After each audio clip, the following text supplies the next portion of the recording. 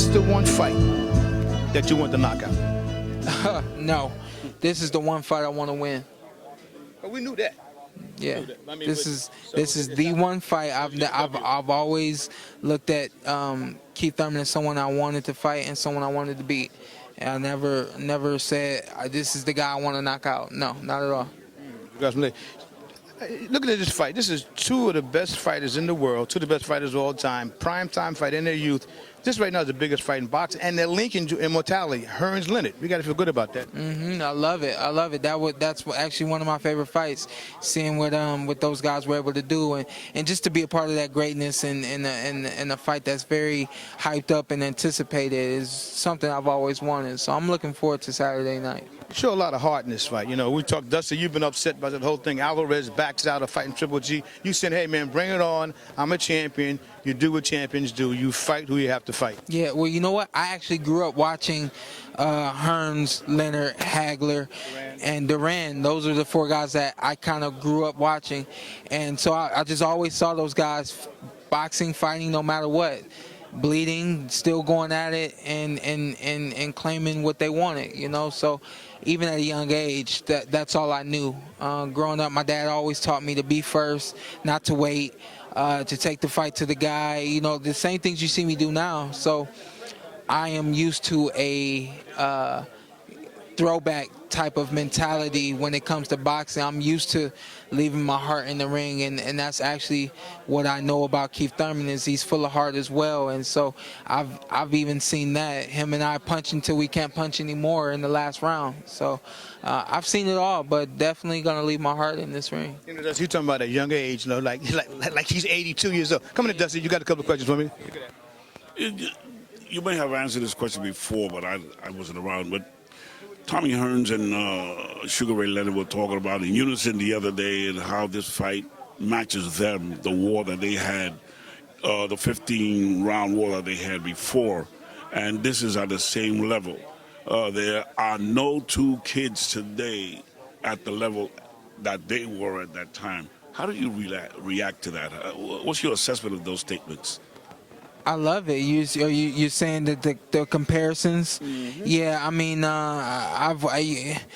it's actually kind of rare that you get compared. You know, I think you get compared to a guy, but you don't get compared. You know, the fights. Especially great fights like that don't really get compared. You know, so that lets you know the magnitude of this fight. And so I'm more than humbled to not only be fighting on CBS primetime after so long, 30-odd years when Muhammad Ali and Leon Spinks did it, but also to be compared to great fighters in great fights. You know, so that's something I've always wanted. It's remarkable that this is the first big fight since Ali, and realizing in the similarity between Leonard. You know what?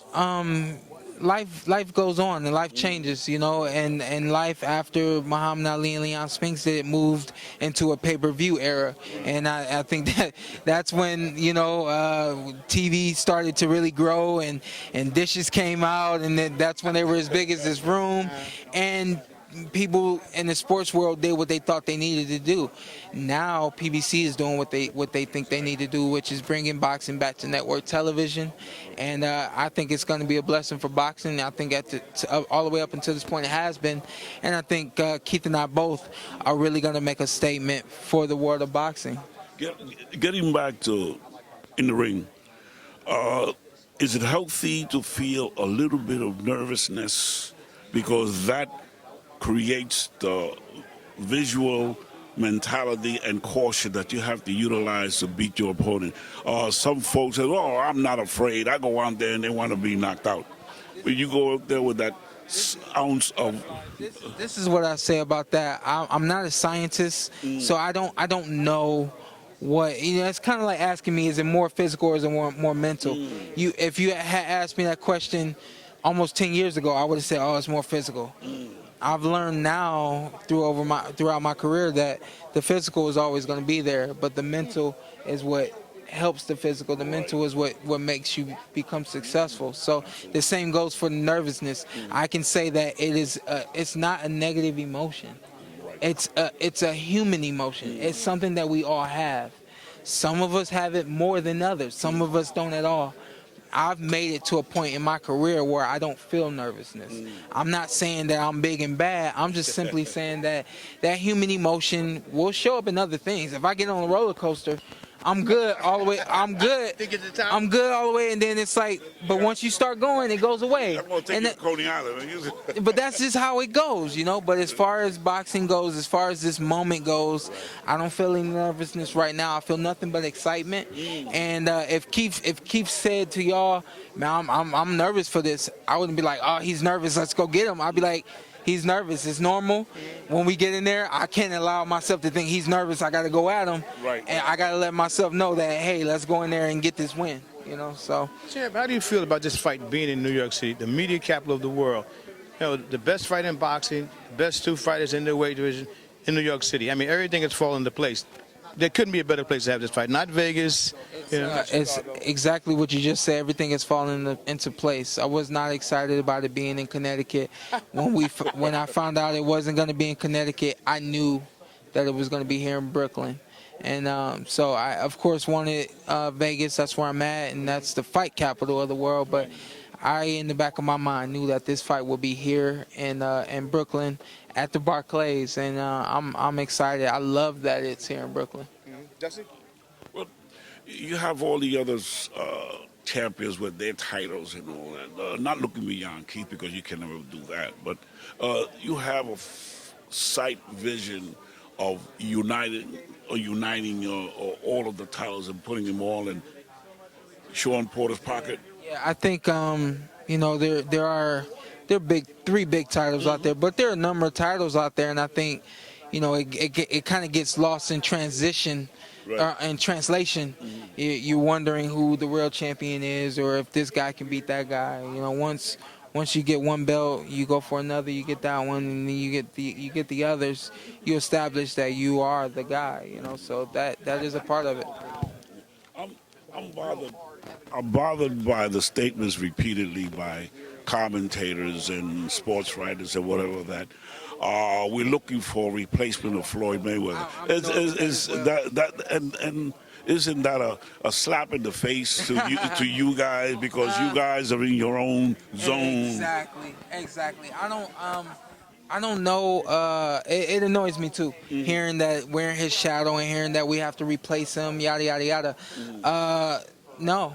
Not at all. It's not like we're on the same basketball team, and he went down and I got to come in. You know, this is totally different. But like I've said before, I'm honored. Excuse me, I'm honored to be in the position that I'm in. We've done a lot to make it to this point.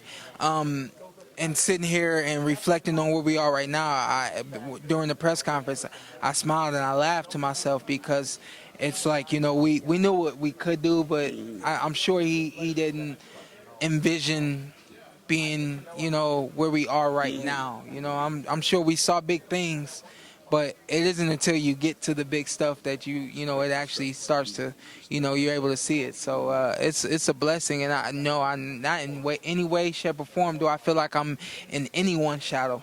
I feel like I'm still fight by fight, claiming my own fame and my own legacy, and so on and so forth. You know. The thing here, I've been dragging you in here too, Mr. Porter, finally. You know, the big thing too, you've been successful as a team. And so often in boxing, they say father and sons can't work. You know, you've disproved that. The Garcias have disproved that. The Davis, you know, what has it been that you've done to keep you and your son so successful? I don't think that it's anything in one thing in particular that I've done, but all things, you know, as a whole, the foundation of the person that he is today, you know, started at a young age in developing him to be this person. But he's his own person, and I have to follow suit with what he said. You know, our personalities are different, and so we're able to mesh. You know, he's spoken about, you know, a lot of fighters being hotheads and popping off and turning up and hanging out and things like that. Well, it doesn't matter if you're the father or you're the coach. That guy doesn't want to listen to you. That guy wants to hang out. That guy wants to party. That guy wants to do it his own way. He wants to chase girls. He wants to spend money. He wants to do all the things he wants to do. It doesn't matter who you are, whether you're the father or you're not. He's not listening to anybody. In Shawn's situation, Shawn is totally different from that. Shawn is the type of person that understands, you know, the people, the adults in his life, the educators in his life, the people who set examples, the mentors. He understands that he needs to listen to those people to be successful in his life.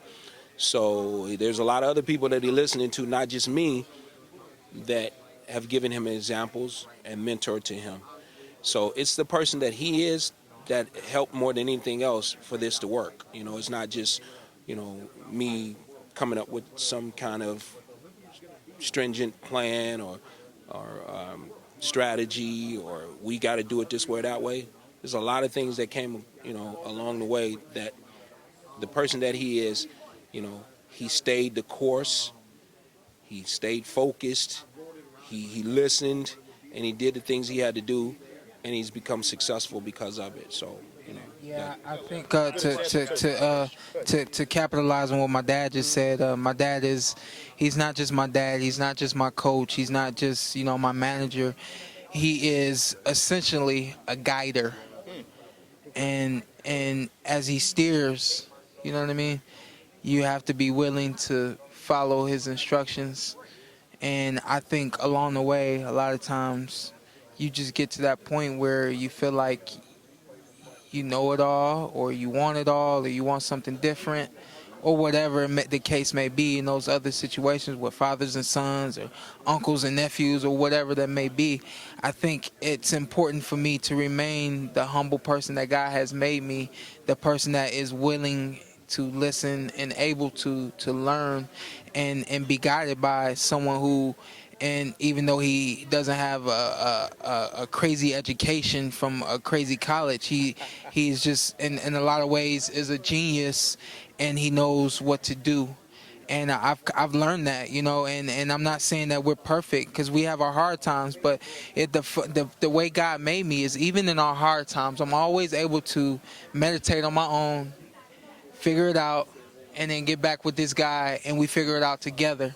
And I think that more than anything is just our key is God. God has made us both the people that we are, and He has spoken to me personally to let me know that this is the man I'm supposed to be with. And I know He's done enough with my dad and for my dad to know that what He's doing with me and for me they're all the right things. Yeah. God's for you. Ladies and gentlemen, special crew here. Finally got us your dad, but thanks a lot for coming, man. You got it, man. Thank you. Champions inside and out the ring. Hey, you know who they are. Be there Saturday. Mi nombre es Lindsay Soto de Alegría Cigar. Quiero que se suscriban al canal Las Cinco Esquinas.